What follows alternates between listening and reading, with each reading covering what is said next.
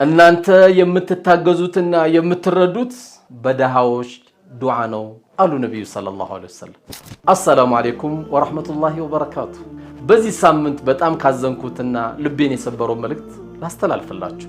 ደህነት እንደ ጥቁር ጉንዳን ነው የሚል መልእክት አየሁኝ። ደህነት አመል ነው የሚልም አየሁ።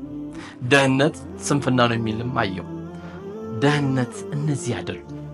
ሰው የወለዱ ሲስተም ደህነት ውስጥ ይጥለዋል። ምቀኝነት ደህነት ውስጥ ይጥለዋል። ጓደኞቹ ሊሰራ ሲል ሊጥሉት ይችሉና ደህነት ውስጥ ይጥለዋል።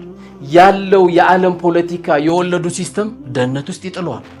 በዛ መልኩ ዓለም ብዙ ደህነት ውስጥ ናቸው እንጂ ከኛ ጋር የተመከዘ አይደለም። ሰዎች ጥረት ያደርጋሉ። ስኬቱ ያለው ከአላህ ነው። ዋት ተነስተው መንገድ የሚያጸዱ 30 25 20 ዓመትም ይህን ስራ እየሰሩ ይገኛሉ። ስኬቱ ከአላህ ነው። እያንዳንዳችን በኔ ጉልበትና ጥበብ የምንል ከሆነ ከኛ የበለጠ ይህን ንግግር የተናገረው ቃሩን ነው። ኢነማ ኡቲቱ አላ ኢልሚ፣ እኔ የተሰጠኝ በእውቀቴ ነው ስላለ አላህ ከነገንዘቡ እንዲያሰምጠው አደረገው። ሰዎች ደግሞ ካለንበት ዓለም አንፃር ሀብታም ሊሆኑ የሚችሉት ከፊሉ ሰርቶ ነው አላህ ያሳካለት፣ ከፊሉ ሰርቆ ነው፣ ከፊሉ ወርሶ ነው። ከዚህ ውጪ የምናገኝበት ሀብትን የምናደልብበት አጋጣሚዎች ዓለም የላት እንጂ ድሃዎችን ቀልብ መስበር፣ ድሃዎችን ማንቋሸሽ ከኛ የሚጠበቅ አይደለም።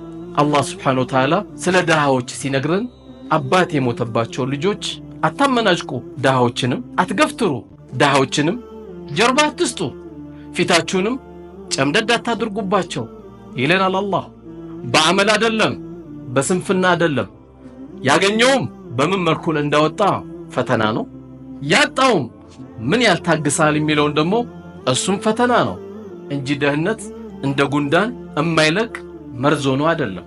ስኬት ያለው በአላህ ብቻ ነው። በማጣታችን የተሰበራችሁ ወንድምና እህቶቻችን ሁሉ ኖሯችሁ ማግኘትን ላጣችሁ ሁሉ አላህ ስብራቱን እንዲያድናችሁ እመኛለሁ። እቺ የቅርቢቷ ህይወት ቅርብ ናት፣ ታልቃለች። ትልቁ ሀገር አለና የዛችም ሀገር ባለ ስኬት አላህ ያርገን። ወጀዛኩሙላህ ኸይራን።